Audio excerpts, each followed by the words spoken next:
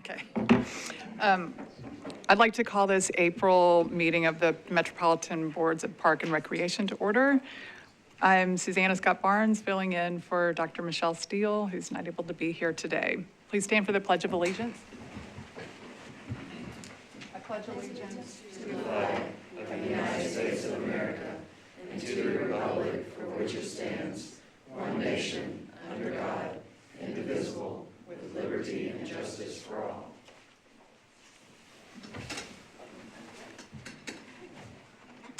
Next, we have the appeal of decisions. Pursuant to the provisions of 2.68.030 of the Metropolitan Code of Laws, please take notice that decisions of the Metropolitan Board of Parks and Recreations may be appealed to the Chancery Court of Davidson County for review under common law writ of certiorari.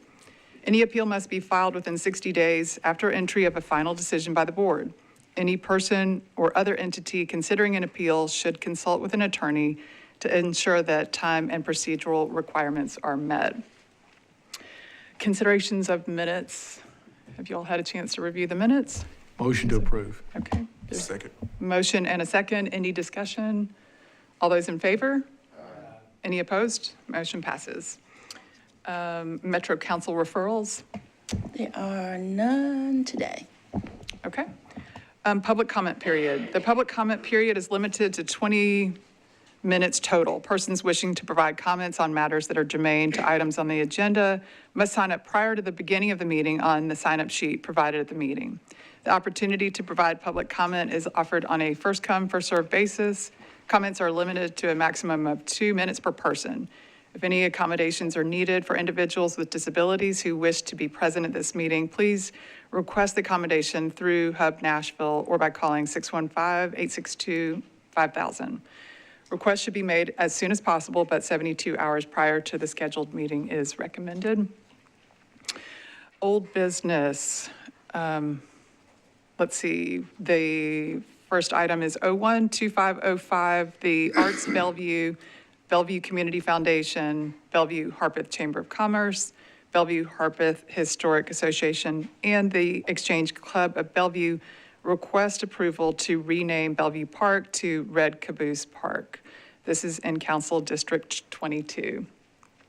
And as chair of the naming committee, I'd like to report that the committee met this morning and unanimously approved this recommendation. So I'm entertain a motion. Motion to approve. There's a motion and a second. Any discussion? All those in favor, say aye. The next item is 02-2508. Staff request approval to officially name a creek in Bells Bend Park, Poplar Creek. The stream originates in Poplar Hollow, which is why it's known as Poplar Creek. The park system named the parking area and the trailhead nearby Poplar Creek Trailhead, and it has been referred to as such since the park's opening in 2007. This is in Council District 1. Again, the naming committee met this morning and recommends approval. Is there a motion? Motion for approval. Okay, there's a motion and a second. Any discussion? I'm just going to interject to clarify that this is not a renaming, but a naming because it had never had a name before.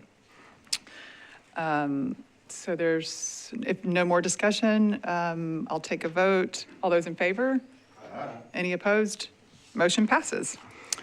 Next item is 03-2503, the LDA Engineering on behalf of NDOT Sidewalk and Bikeway Program Team requests approval to remove 6 trees and conduct grading operations and retaining wall construction partially within the limits of Centennial Park along both sides of 31st Avenue North from Parthenon Avenue to Park Plaza for the purpose of constructing Phase 3 of the 31st Avenue North pedestrian improvement project. Disturbed areas within the park will be restored to original condition or better. This is in Council District 21. Does the Acquisition Committee have a report? Yes, the Acquisition Committee voted unanimously to approve the recommendation. All right. Is there a motion? Motion to approve. There's a motion to approve. Second, any discussion? All those in favor? Any opposed? Motion passes. We would like to consider the consent agenda in its entirety. Are there any edits to the consent agenda? No, there are none. Okay. Is there a motion? Second. Motion and a second. Any discussion? All those in favor? Any opposed? Motion passes. Moving on to new business. Before we begin new business, I just would like to take a moment to recognize the partners that we have in parks. This is kind of an unusual agenda that has so many, I counted 10 either friends groups or private entities who are giving gifts to parks. And I just, sometimes we get so caught up in the activities of the agenda that we forget to say thank you and recognize the hard work that it takes to raise money and the dedication from the partners. So I just wanted to take a moment to say thank you to everyone, not only on this agenda, but all of our partners. Thank you for that privilege. So the first item on the new business is 042502, the nomination of Parks Board officers as per section 1000.4 of the Metropolitan Parks Manual, Policy Manual. So the slate is Chairperson Dr. Michelle Steele, Vice Chairperson Mr. Cruz Johnston, and Secretary Director Monique Horton Odom. So we will consider this entire slate together as one item. Is there a motion? Okay. Second. There's a motion and a second. Any discussion? All those in favor? Any opposed? Okay, motion passes.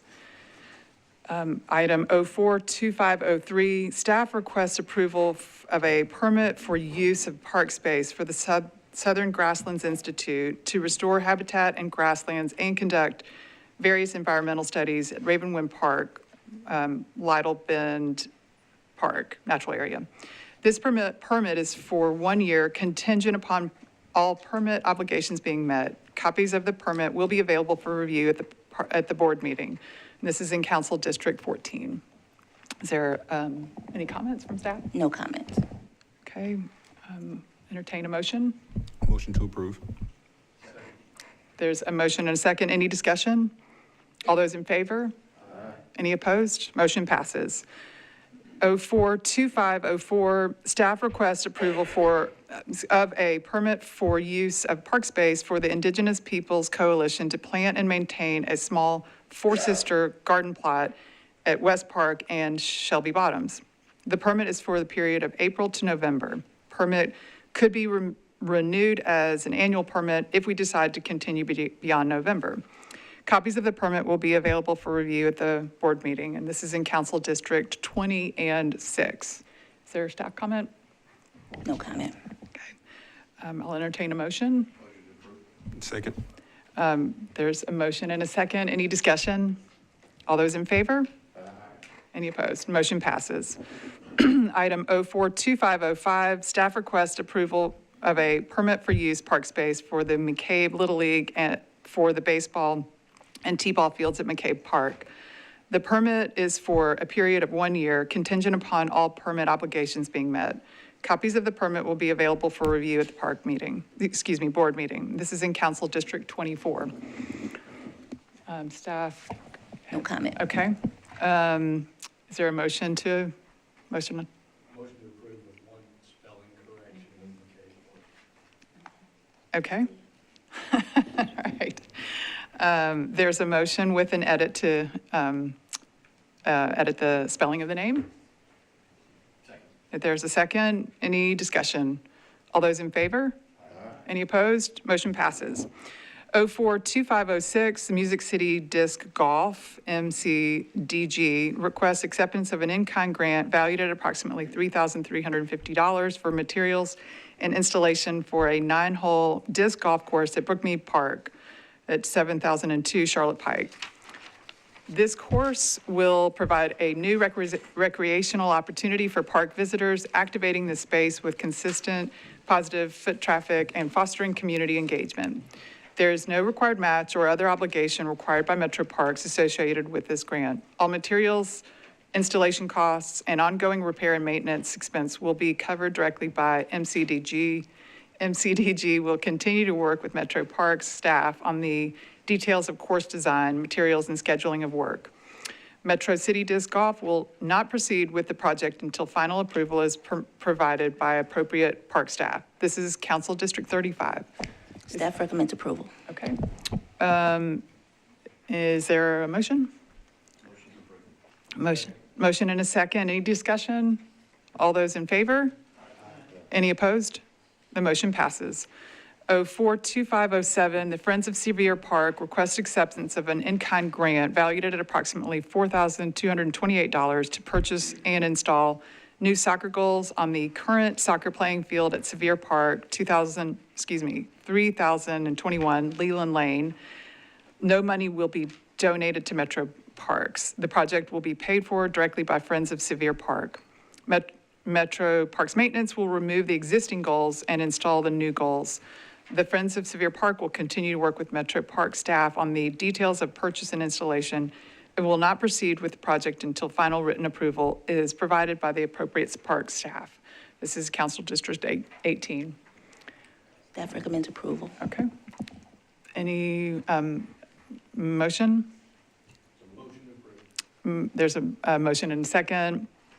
Any discussion? All those in favor? Any opposed? Motion passes. 042508, McCabe Little League requests an acceptance of an in-kind grant valued at approximately $9,983 for improvements to the small baseball field at McCabe Park. There's no required match by Metro Parks associated with this grant. No money will be sent to Metro Parks. This project will be paid for directly by MPLL, and this is in Council District 24. Staff recommends approval. Okay. Is there a motion? Motion and a second. Any discussion? All those in favor? Any opposed? Motion passes. Item 042509, the Friends of Shelby Parks and Bottom requests acceptance of an in-kind grant valued at approximately $30,000 for improvements of new wayfinding signs, 10 park information signs, 3 park map kiosks, and invasive plant management and native plant installation at Shelby Park and Bottoms. There's no required match by Metro Parks associated with this grant. No money will be sent to Metro Parks. This project will be paid for directly by Friends of Shelby Park and Bottom, and this is in Council District 6. This item has been deferred. Is it deferred until next month or just deferred? Okay, until next month. Item 042510, Watkins College of Art at Belmont University request acceptance of an in-kind grant not to exceed $20,000 for a commissioned mural of art on the rear exterior wall of the Easley Community Center at E.S. Rose Complex at 1000 Edge Hill Avenue. Watkins College of Art is a recipient of Metro Arts Thrive Program Award. This program connects artists and organizations with the community to create investments, cultural connections, and transformations. This item has been deferred to the, Thrive empowers artists and organizations to strengthen and cultivate communities in Davidson County. There's no required match by Metro Parks associated with this grant. No money will be sent to Metro Parks. This project will be paid for directly by Watkins College of Art, and it's in Council District 6. And this item is deferred to the Arts Committee.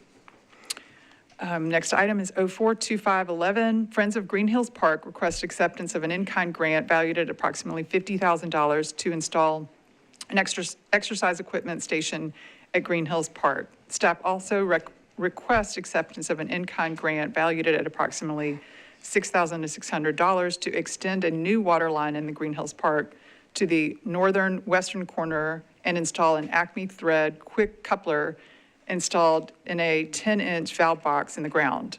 This will be used to water the native plants being installed. There's no required match by Metro Parks associated with this grant. No money will be sent to Metro Parks. The project will be paid for directly by the Friends of Green Hills Park. Friends of Green Hills Park will not proceed with the projects until final written approval is provided by the appropriate Metro Park staff. And this is in Council District 25. Is there Staff recommends approval. okay. Is there a motion? Motion to approve. Motion and a second. Any discussion? All those in favor? Any opposed? Motion passes. Item 042512, staff request acceptance of a grant, cash grant in the amount of $20,400 from the Nashville Parks Foundation for programming improvements to Metro Nashville community centers. The projects funded will include music equipment for youth bands, Got Skills sports clinics, sports league sponsorships, and transportation and supplies. There is no required match or other obligations required by Metro Parks associated with this grant. And this is citywide, so it's not limited to one council district. Is there? Okay. There's a motion and a second. Any discussion? All those in favor? Any opposed? Motion passes. 042513, staff request acceptance of a cash grant in the amount of $80,000 from the partners of 2500 W. Heinemann LP to support construction of public bathrooms at Fisk Park in North Nashville. There's no required match or other obligations required by Metro Parks associated with this grant, and it's in Council District 21. Clarify that this cash grant is not the total cost of the restroom. It's a donation toward the building of the restroom. So just to clarify. All right, thank you. Is there a motion? There's a motion and a second. Any discussion? All those in favor? Any opposed? Motion passes. Item 042514, Centennial Park Conservancy request acceptance of a staffing grant for fiscal year 2026 in the amount of $22,251.37 to fund the continuation of a part-time position in the Parthenon Museum store.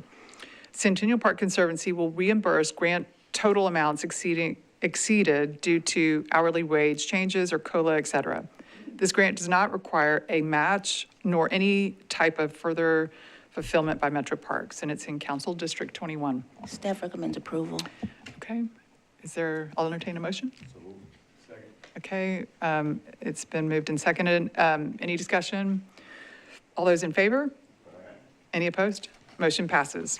042515, Friends of Warner Parks request acceptance of a sweat grant for fiscal year 2026 in the amount of $44,707.05. The grant will be distributed via quarterly reimbursements to Metro Parks. Summer sweat crew worker, step 1 and step 4 in the amount of $36,299.58. And winter sweat crew worker, step 4 in the amount of $8,407.47. Friends of Warner Parks will reimburse grant total amounts exceeded due to hourly wage changes or COLA, et cetera. This grant does not require a match nor any type of further fulfillment by Metro Parks. This is in Council District 34. Staff recommends approval. All right. Okay. It's been moved and seconded. Any discussion? All those in favor? Any opposed? Motion passes. Item 042516, Friends of Warner Parks request acceptance of a staffing grant for fiscal year 2026 in the amount of $61,223.49. The grant will be distributed via quarterly reimbursements to Metro Parks. Friends of Warner Parks staffing salary in the amount of $59,323.49, and a copier reoak in the amount of $1,900. Friends of Warner Park will reimburse grant total amounts exceeded due to hourly rate, wage changes, or COLA, et cetera. This grant does not require a match nor any type of further fulfillment by Metro Parks. It's in Council District 34. Staff recommends approval. Okay. It's been properly moved and seconded. Any discussion? All those in favor?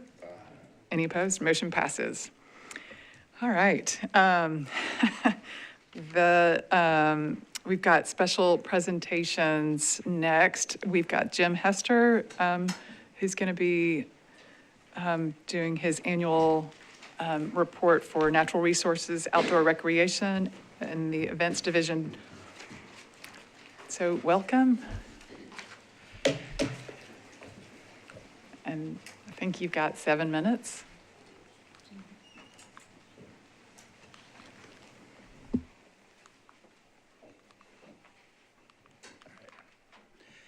Okay.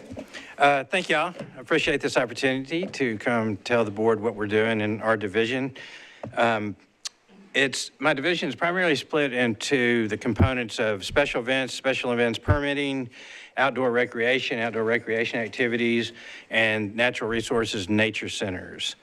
Last time I talked a little bit more about the nature centers and the programming, and this time I thought I'd dive in a little bit on the special events and then the natural resource management. On special events, this is actually Tennessee Craft Fair at Centennial on the left and Farm Day at Bells Bend on the right. We issue about 700 permits annually with estimated attendance of around 1 million people attending these events. They range from larger city events like the CMA Music Festival and Steeplechase to runs, walks, weddings, neighborhood block parties.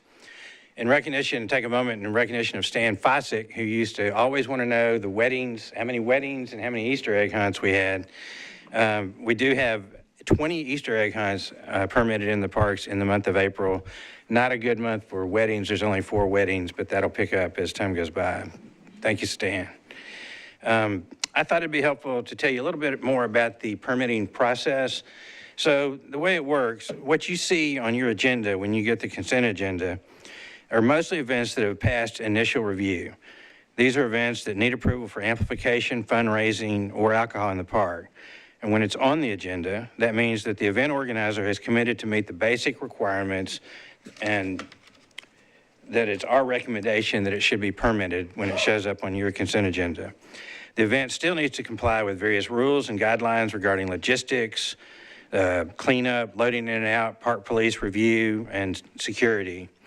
We put them on the agenda we don't put them on the agenda unless we're confident that they're going to do what they say that they're going to do, and it's something we've already made an initial review and say this is something we should move forward with. The applications come in via online registration, emails, calls, and walk-ins. We receive these inquiries and the applications. We review them for details and conflicts.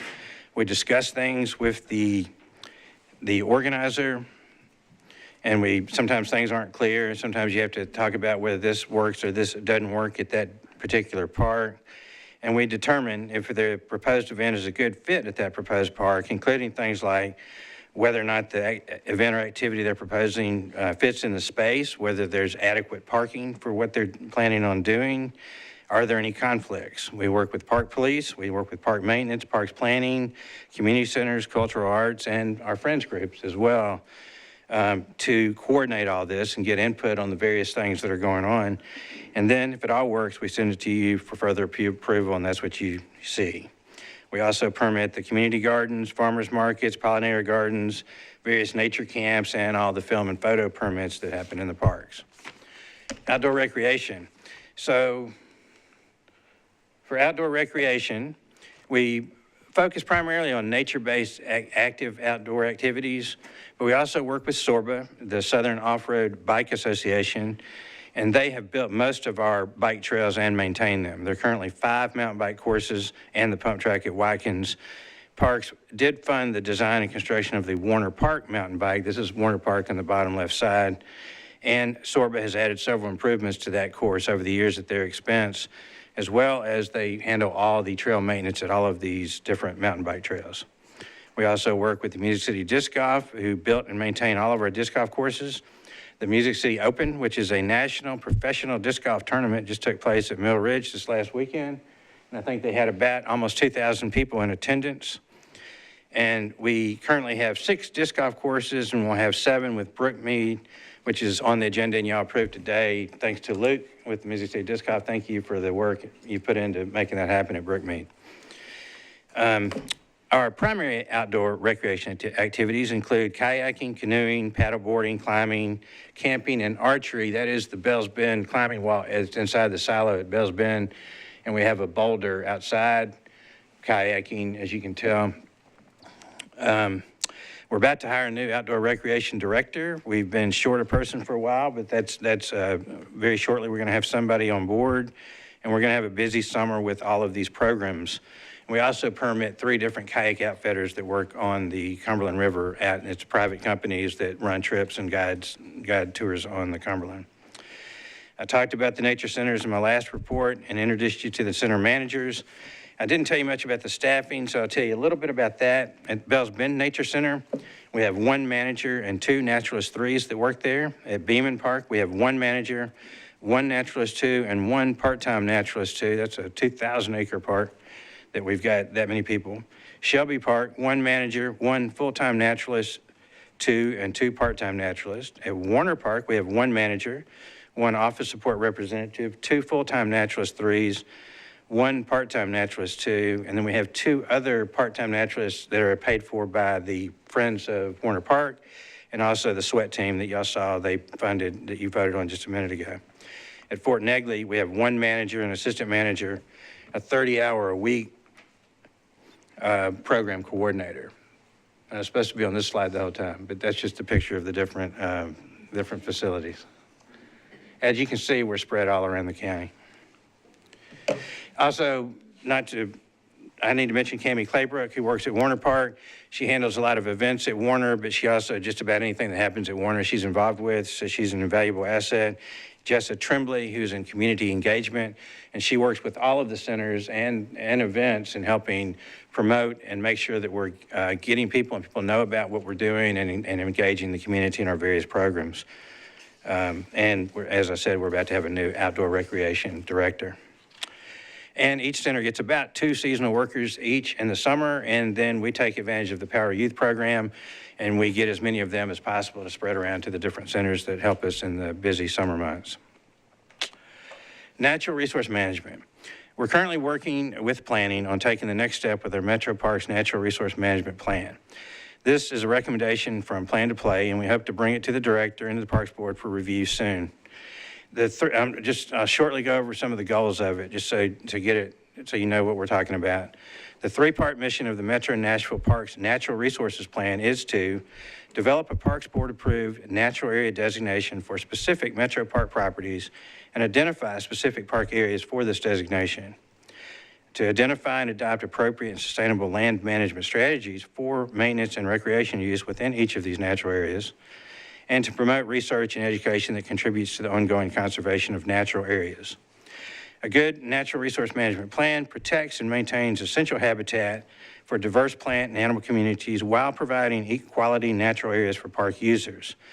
Natural areas in this plan are specific locations recognized for their notable natural values, native plant communities, native species, and restored natural communities and habitats.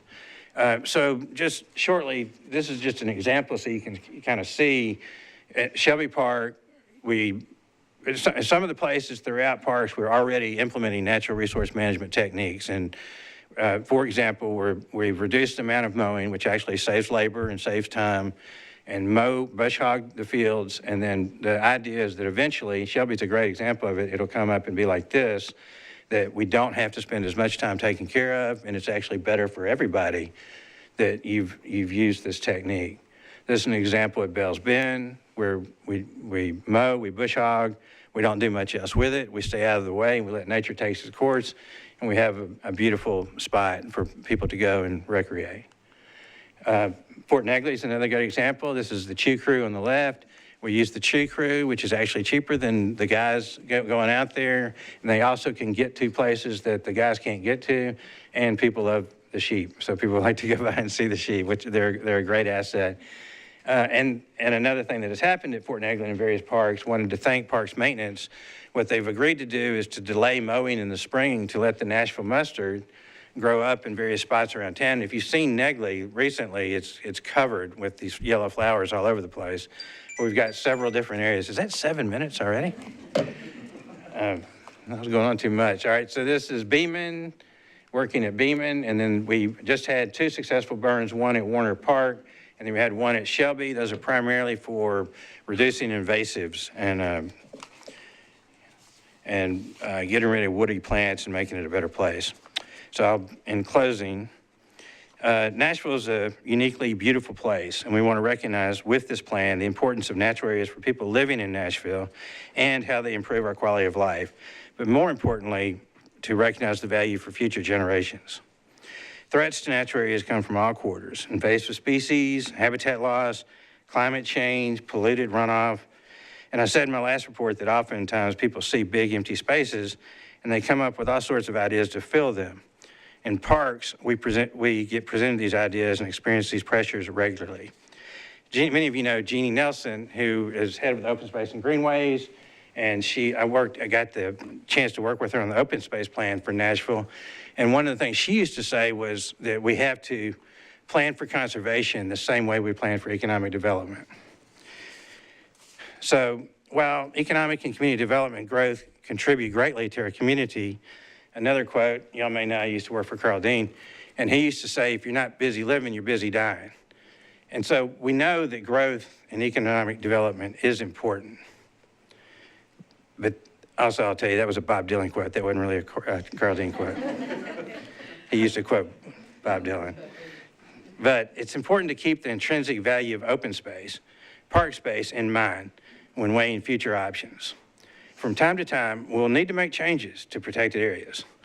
But in our division, I can speak for my staff when I say, we're hopeful that we can keep in mind that protecting open space and park space are at least as important as other considerations when making those decisions. That concludes my report. I'm happy to take any questions. Any questions? I have a question about your events, and I think with the landscape of Nashville changing and the population changing, I'm curious over time what are you seeing in terms of events and the capacity for events? More and more all the time, because especially when you start building density and you start putting more and more people into places, which is a good thing, that means they don't have yards like they did before. And so the parks become people's yards. And that's where they go for their family picnics, and that's where they go for the weekend, and that's where they go throw balls with their kids. And so as more and more things happen, people look to the parks for the place where they want to go recreate. So the more people there are, the more people there are in parks. And then we have to be welcoming to those people. Yeah. Well, and hopefully we have the staffing to be able to accommodate those increased needs. So. Barely. Okay. All right. Well, thank you for the report. Next, we have Centennial Park Conservancy to present its annual update to the board. Welcome, John. Thank you. And you've got 7 minutes. I have my timer. I have a lot of slides, so I'll try to keep it on schedule. I'm going to breeze through some of this, but a lot of this you already know. We are in our 40th year. This year's our 40th anniversary serving Metro Parks. The first 20 years, we served the Parthenon until 2005, and then we expanded our mission to serve the entirety of Centennial Park. As you know, we have 4 key focus areas. This is part of our strategic plan that we did with Central Park Conservancy. Green space, cultural arts, the environment, and education, and I'll touch on all of those areas today. First and foremost, the most exciting is the continued revitalization of Centennial Park. We're about to go over bids on Monday for the north side revitalization, and that should break ground sometime, I presume, late spring, early summer. And this will include a revitalization of the entire north side of Centennial Park. Our organization funded $4.7 million in improvements for that revitalization. And that includes the event pavilion. The beautiful new event pavilion will be home to big band dances on the shores of Lake Watauga with many great restrooms in there. So that's going to be a world-class outdoor facility in our city. And also, as you know, refurbishing and reimagining the Centennial Croquet Clubhouse into a cafe, of which we invested $1 million to make that possible, to have concessions in Centennial Park. We've also been working with the Parks Department on several other projects, including a refurbishment of the Parks Historic Bandshell. And so we contributed $100,000 towards that revitalization last year, and it's been great to see more events taking place there. And we're also working on a design feasibility study to revitalize the historic picnic pavilion on the corner of Poston Avenue and 25th Avenue North, in the hopes that that could be used by more people as a wonderful historic spot in the park. You see that top, what it used to look like. It's pretty interesting. There's a little bit of a house there. We also partner with Metro Parks to help maintain Centennial Park. For the last few years, we've been underwriting about $50,000 a year to do outsourced trash collection in the parks on Saturdays and Sundays from spring to fall. And this enables the Parks Department to focus its limited resources on other underserved parks while we help to fund what's going on in Centennial Park. And we do that through our Centennial Park Beautification Fund established 5 years ago. We also recently started a volunteer program, and we've been doing green sweeps. So last year we did 50 cleanups in Centennial Park with over 1,000 participants, many just local residents, visitors, or local corporations looking to support our park system. With the Parthenon, we fund 100% of the arts and educational expenses in the Parthenon. That comes to about $1 million in the last several years. And as you know, we also have our Parthenon preservation funds to help with preservation needs. Last year, the Parthenon probably had its most acclaimed exhibition, which was Repatriation and Its Impact. And we partnered with Hall Strategies, who's our PR firm, to help support that exhibition. It received 279 unique media stories that were expected to be viewed by about 300 million people. So that was international, national news across the country about the importance of repatriation and how, as you see from the New York Times, a tiny museum takes the high road and shows the way forward. So it was great press. Kudos to the Parthenon team for that. We underwrite the educational programs in the Parthenon, and last year that included 360 school tours, 800 educational events, and we also fund Old Town trolley transportation due to a shortage in Metro bus drivers to bring the students to the sixth grade students from MNPS to the Parthenon every year, and they love going on the trolley and taking that ride. As you know, it's the 35th anniversary of Athena, so there are two special exhibitions going on. We've underwritten $100,000 in expenses to fund two exhibitions by Alan LeQuire, who's the sculptor of Athena, and one of them is monumental figures, where there will be 15 large-scale figures in the upstairs naos of the Parthenon, and it honors various individuals, many notable women across Nashville and nationally. A few years ago, we started doing audio tours for people that want to experience the Parthenon maybe when it's closed. And last year, we had over 50,000 people take these audio tours. They are currently translated into English, Spanish, and Arabic. And this year, we're funding Kurdish and Mandarin translations to enable more people to access them. There's also an exciting upgrade to one of the Parthenon's permanent exhibitions. The ramp cases, as they call them, is going to be renamed the Athens of the South Gallery, and we're underwriting $100,000 to be able to improve that, make it climate controlled, so they can showcase a lot of their paper materials that they haven't been able to showcase. And lastly, our Echo series takes place in the Parthenon. We finished up the series on Sunday night, and we were honored to present the Fish Jubilee singers in the Parthenon, which was just a magnificent evening of hearing their beautiful voices in that beautiful room. We, as I mentioned, the Parthenon Preservation Fund also partner with Metro Parks on the care of the Parthenon, and last year we funded an Art Century security system, the first time they've had a security system for their art, which was a $250,000 project. The last few years, we started providing some supports to Centennial Art Center and Centennial Performing Arts Studios. Last year, we funded over $40,000 of expenses for CPAS, including security for their evening events. And for many years, we partnered with Celebrate Nashville, presenting their educational programming. And last year, we became the fiscal sponsor and helped to provide them with guidance, programming support, and PR to help sustain the festival. As you know, we're focused on presenting free programming accessible to the entire Nashville community. Musicians Corner is in its 15th year. We've showcased over 2,000 artists since we started. And there is a focus on a diverse lineup across race, gender, and genre. And so last year we had 35% artists of color, 57% female artists, and 80% female vendors. And if you look at stages across Nashville, it doesn't typically look that way. So it's great to be able to have that right here in Centennial Park. Kidsville served 70,000 people last year, including the city's Kidsville Family Festival dedicated to families. And we also underwrite after-school programming for 16 weeks in 5 community centers: Coleman, East, Hadley, Luby, and Sevier. Nashville Earth Day, we had 12,000 people attend and gave 2,600 trees away. That is coming up again later this month. And we have funded $160,000 in environmental projects across Nashville in the last 5 years. Every dollar we make as proceeds for Earth Day, we put back into projects across the city.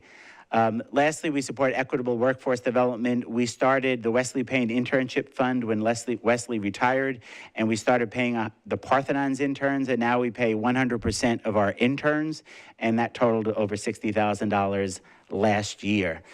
Last but not least are our financials. You'll see we have a very varied revenue sources, starting with donations and memberships and grants about the top, and then moving into privates, events, and sponsorships.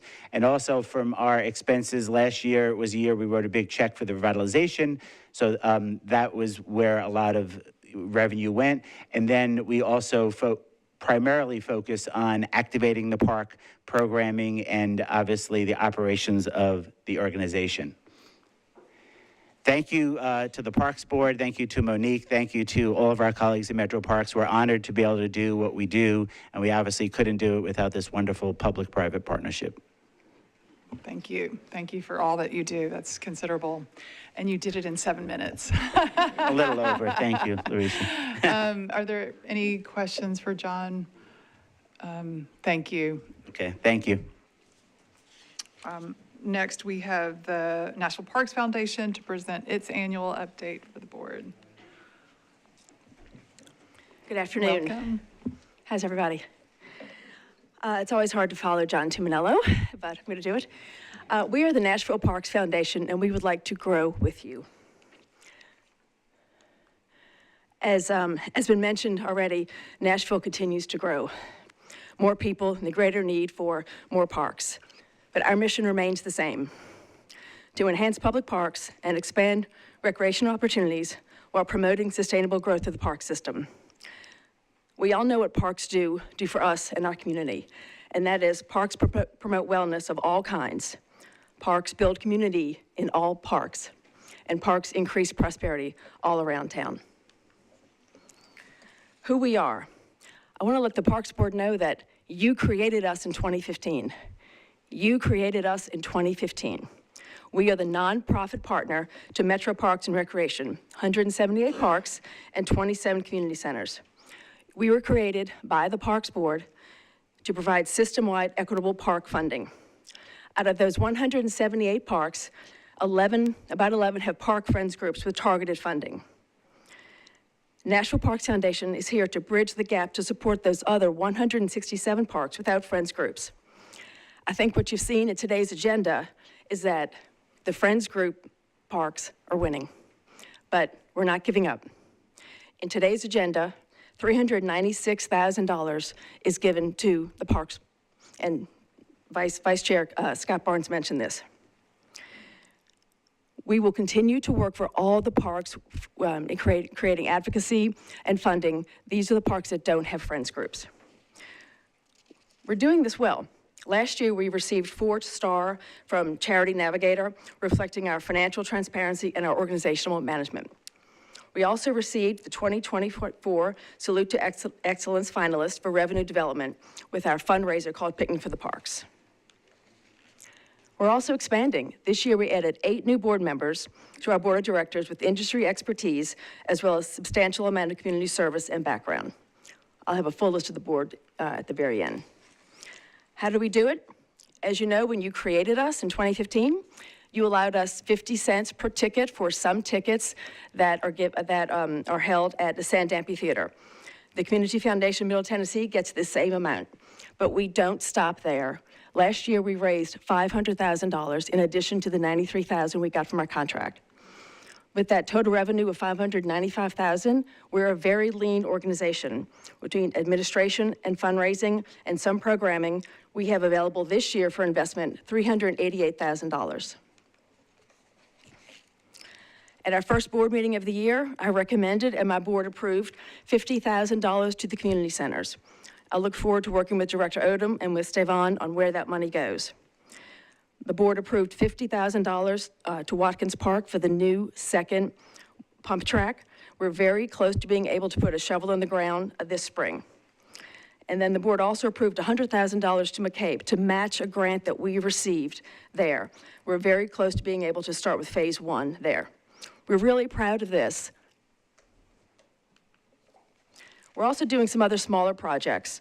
We are working on a water fountain for Seven Oaks Park. We continually work through Vanderbilt with basketball court upgrades at Watkins Park. This year, we applied for and received a Earth Day grant for McCabe Park to restore the rain garden. We're hoping to put some more park benches in Palmer Park. We were happy to help fund the annual father-daughter dance at the Parthenon. And of course, we love to be part of the employee holiday lunch for Metro Parks and Recreation. We believe we are stronger together. And I spend a lot of time in the community. We're so thrilled to have Joe Stovall and Alana Hibbler attend our meetings. We're close to Greenways for Nashville. We're working with them a little bit on looking at other security measures for parks and greenways. We spend a lot of time with Oasis Bike Center and the skater community as we look at that next pump track at Watkins. Last year, Director Odom asked us to take over the fiduciary for the Music City Hot Chicken Festival, and we did. It's a very hot July 4th that day, but we do it. It's a lot of fun, too. We take part in Earth Day, and Touch a Brews continues to nominate us as their charitable partner. We continue to be very close to the other Friends group to follow best practices and common goals. And finally, Urban Green Lab has been a very good partner for us in helping us craft our fundraiser to be zero waste. Looking ahead to 2025, we're very excited for the Plan to Play and to utilize that new plan for future investments. We have a good relationship with the Community Foundation. We hope to work with them on a park investment in 2025. And we want to understand more of what you want us to do. Director Odom has been very generous with her time and the staff, and we greatly appreciate that. But we'd like to know more about what you, the board that created us, would like us to do in the city and in the parks. We continue to increase awareness through neighborhood engagement and community outreach. As I mentioned, Picnic for the Parks is our fundraiser, which we started 3 years ago. This will be our 4th year. This is a zero-waste, fully sustainable, low-cost event. Many of you have attended this. This year, it will be held September 20th at Sevier Park. Sevier Park will be our host park, but our partner park named this year is Kirkpatrick Park. And I had the chance to spend a part of the day at Kirkpatrick Park recently with Stevan and Darlene, and if you want to be really motivated about people making a difference and vibrancy in the community, go to Kirkpatrick Community Center. It was really moving, and we're really excited to be able to share the proceeds from Picnic for the Parks between Sevier Park and Kirkpatrick Park. Our board of directors is now at 16. It's a big number. They keep me really busy. I'm glad that Julian Frist, our board chair, is here today, Patricia Knight, our vice chair, and Kristen Bressel, our secretary, is also here. Thank you. We work for you. I'd love to answer any questions you might have about how we can work different or work better. Thank you, Louise, as always, for all that you do. Are there any questions? I did have a question on your financials, I think, or revenue. The contract amount was 93. What is that the revenue from consent? Exactly, yes, that's Okay. right. So that's a substantial part of your budget. It is, absolutely. It's very important to us, and we look forward to learning about the results of the new RFP and where that stands for the next few years. Yeah, okay. Thank you. Thank you. Louise. Next, we have Friends of Millridge Park to present its annual update. Thank you. Good afternoon. Thank you. I'm Daryl Hawks with Friends of Millridge Park, and I'm joined by our board chair, Bishoy McHale. We bring greetings from Nashville's newest regional park, Millridge Park in Antioch, We were established in 2017 and began operating in 2018 with a mission to enhance and advocate for Millridge Park to strengthen the community in Southeast Nashville. And to that end, we've continued to year over year grow that effort and impact by growing our staff and our board. You see here some of our board members celebrating in January our 2024 impact, and then a list of those staff members joining me in the work, all of whom are back at the park doing the good work today. That's been possible thanks to support from corporate partners, local foundations, a few public agencies, and many, many individuals from the community. In 2024, we generated revenues of over $600,000, of which $420,000 was dedicated to our operating, and $255,000 we allocated for capital improvements coming in the future. Towards those revenues, we spent $347,000 on our operation, ending the year with assets of $1.6 million.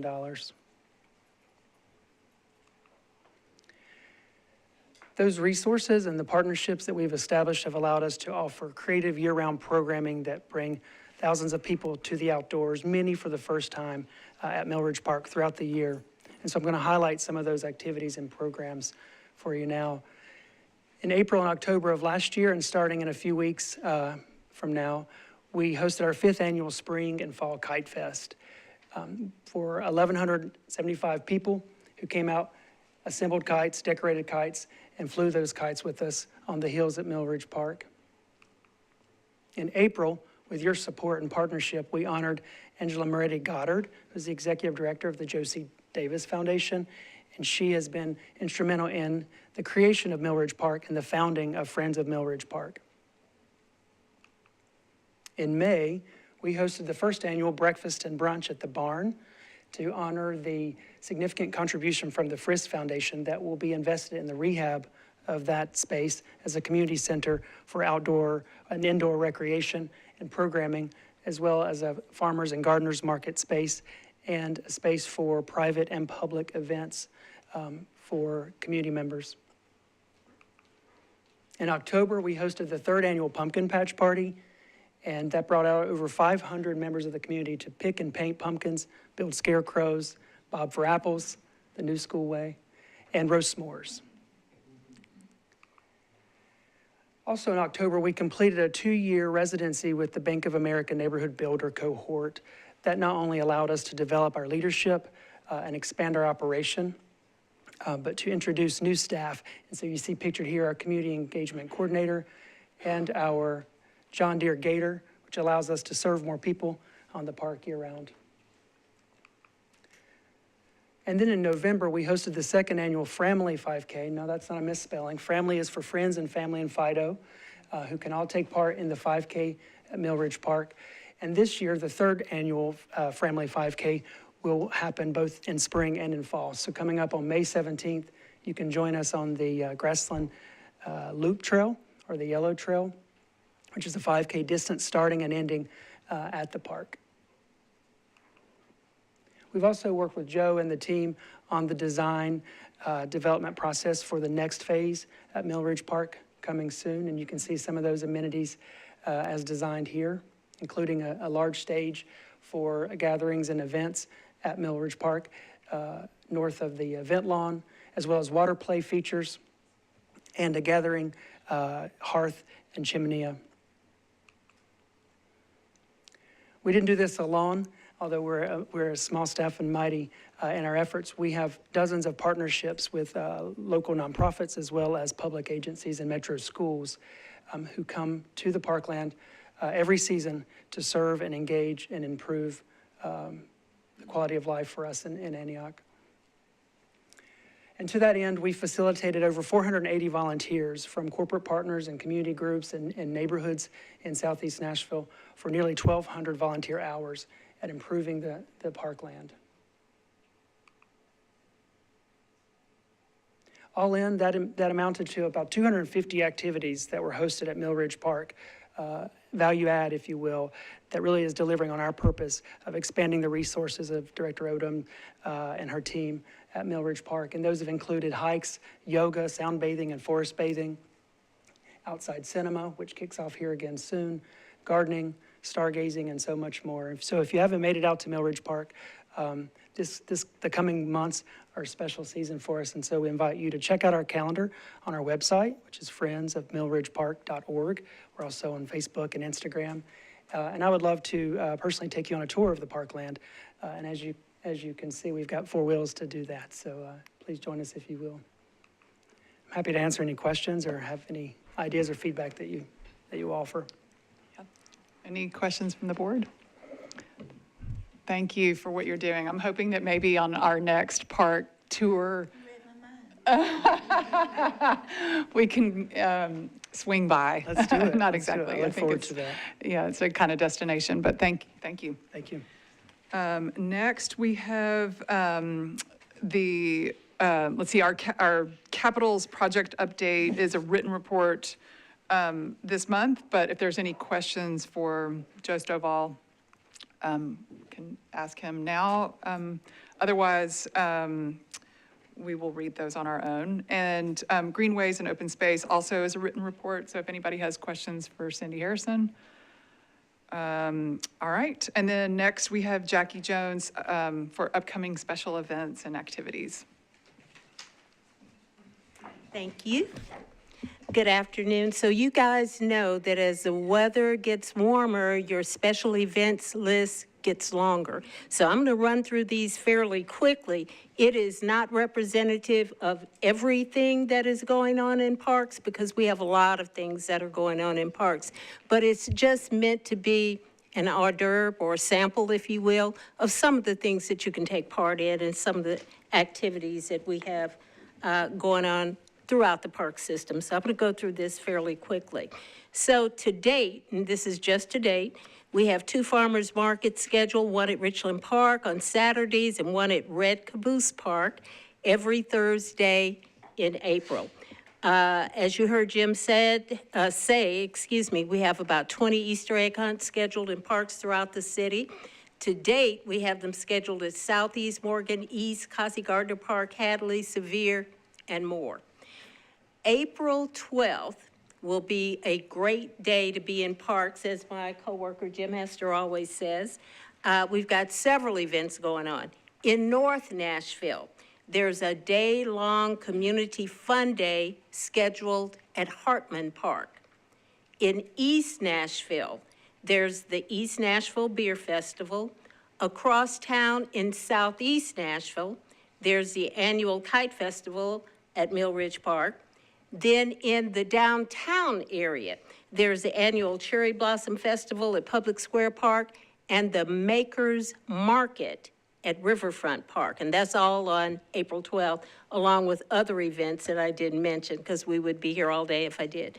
Then on April 13th, we have the Fast and Furriest Wags and a 5K walk at Two Rivers Park. That was Furriest, not Furious. On April 19th, we have the Nashville Earth Day Festival from 11 a.m. to 5 p.m. at Centennial Park. On April 20th, we have 2 Easter Sunwise services, one at Sevier Park and the other one is at Cornelia Fort in Shelby Park. On the 21st, the Nashville Civil War Roundtable is scheduled from 7 to 8:30 p.m. at Fort Negley Park.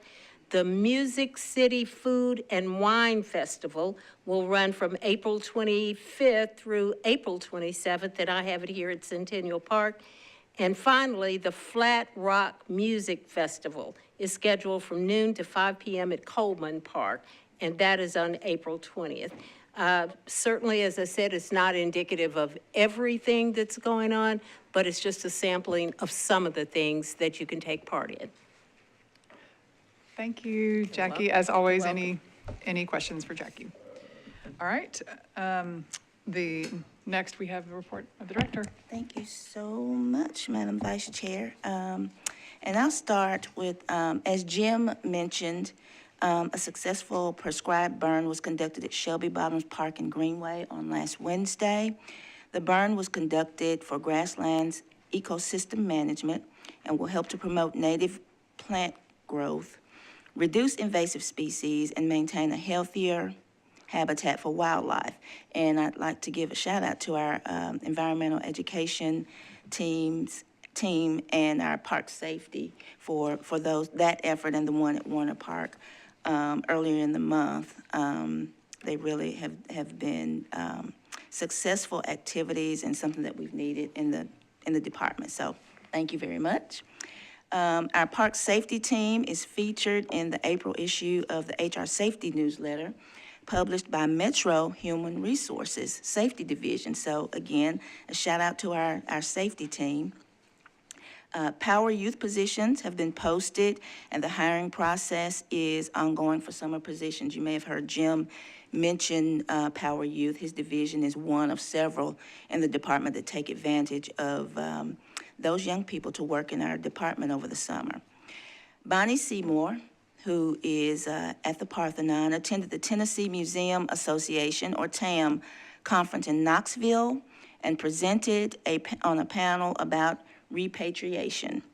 The Parthenon also received 8 awards from TAM, including public programming for STEAM Night and Space Explorers, school programming, archaeology and the Peloponnesian War, AV exhibit component, hands-on Kamiko, special event for the repatriation exhibit, closing ceremony and celebration, temporary exhibit, repatriation and its impact, institutional impact. Bonnie Seymour received that award.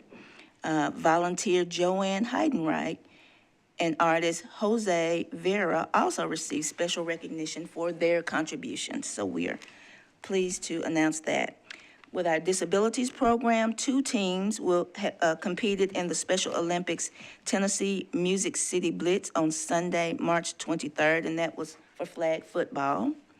Golf courses expanded operating hours as we moved into daylight savings time. We're still closed 1 day per week at 3 facilities due to limited staffing, but we continue to actively recruit and add seasonal staff weekly. Sports field reservations opened March 18th, and picnic shelter reservations are in full swing. Registration for the summer enrichment programs in community centers for ages 6 to 14 starts May 3rd at 8 a.m. and will continue until all spaces are filled. That program runs from June 2nd to July 25th. The second annual Metro Parks Father-Daughter Dance will take place on April 25th from 6 to 9, and special thanks to the team at the Parthenon for agreeing to host this event. The Rec Kids in community centers completed a service park project cleaning up the park. McFerrin Community Center completed their spring break extravaganza, which included Barbers and Beauty Academy, meditation and yoga, fun and games, mental health awareness, opioid and overdose prevention, saving and investing, among a variety of other activities throughout the week of spring break this year. Girl Scouts participated in the Paint and Pizza event hosted at Coleman Community Center on Saturday, March 22nd. Our junior NBA season wrapped last week with the following teams, ending the season with league championships. Ages 4 to 6, co-ed, that's the West Park Clippers. Ages 7 to 9, boys, the Music City Bulls. Ages 10 to 12 boys, West Park Clippers. Ages 7 to 9 girls, Hartman Park Pistons. And ages 9 to 10 girls, Smith Springs Lakers. So congratulations to all of those teams. T-ball registration started March 21st and will be ending on May 8th. That's for ages 4 to 6. Flag football season is scheduled to start on April 12th. Games will be played at Madison Community Center this year. Senior programs from Elizabeth, Hadley, and Easley Centers recently saw the play Sanctified by Kenny Playhouse Production at TPAC, so that was a field trip for them. Public ticket sales for the Centennial Youth Ballet, Spring Concert, Swan Lake, and Other Works opened last Friday. The performances will be April 25th through 27th at Luby Theater. Africa Nashville is hosting 2 programs of African drums and dance for older adults, one at Hadley and one at East Community Center. The culminating program at Hadley will be on Monday, April 7th. And then Aladdin Junior is coming up closely. Performances will take place on Saturday, April 12th from 12:30 to 2, and Sunday, April 13th from 12:30 to 2 at Luby Center Theater. Tickets are on sale at Eventbrite. And then finally, ongoing free visual arts programs continue for seniors at Hadley Park Community Center and after-school youth at McCabe Community Center, sponsored by Creative Parks Nashville, another great friends group, and led by local artist Lisa Abel. That's all I have to report today. That was a lot, I'm so sorry, but there, as Jackie said and everybody else said, there's a lot going on in the park system, and thank you all for your support. Yeah, there is a lot going on in the park system. Any questions for the director? Yes? Can you put your mic on? The African event, that's for those who are older. What age group I don't know what older means. It's probably subject to interpretation. I might be considered an older, but I'll get the information and I'll send it to you. I will clarify. All right. Thank you. Any announcements, requests for future agenda items or open items? Okay. A couple things, I'll be succinct. First, I just want to echo our vice chair. I think this is probably one of my favorite Parks Board meetings because you just get to see so much things happening and all the partnerships and the things that are coming together. So I want to just again say thank you. And then also I echo something that Jim said, you know, as our city grows, our park system becomes more and more important, right? There's just so much that it does in so many ways it serves our community. So it's, again, really heartwarming to have meetings like these. My comment, or my announcement, I have continued to engage and be engaged by the mountain bike community that has become much more active, at least in terms of engaging me personally. And so in the coming weeks, I'll be looking to do a walk with a few members of that community on the Hookman Trail. They have offered me to extend that invite to staff and to the board, so I'll do that. It'll probably be a Friday or Saturday.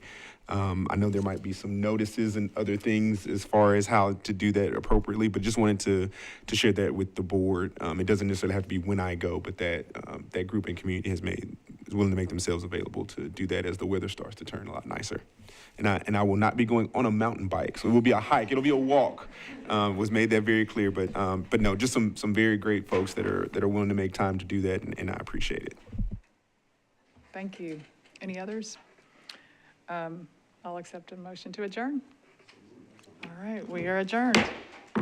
Thank you all.